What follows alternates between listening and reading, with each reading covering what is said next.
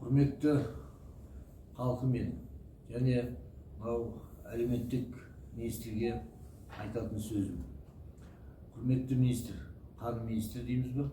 Мен өзім Шымкент облысы, Түркістан облысы Отырар ауданының тумасымын. Ал менің зейнет жасына деген қарсылықтарым бар. Неге? Бұларды әйелдер, бәріміз әйелден анадан туылған баламыз. Сондықтан әйелдерді 55 жастан пенсияға шығаруға біздің мемлекеттің қаражаты өте жетеді да, оны істеуге болады. Өткенде бір-екі неде шықтым, сіз оны ескермедіңіз бе білмедім. Бірақ 55-ке шығарып, еркектен 58. 58 қазір еш жерде жұмыс алмайды, әйел қауымы жұмыс алмайды. Соны үйінде отырады.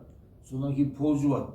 Ең кейін пол жуған қыз өздеріңіз көрдіңіздер, өздеріңіз неде отырасыздар, креслода. Бір ретте пол жуып көрдіңіздер ме? Тамақ істеп көрдіңіздер ме үйлеріңізде?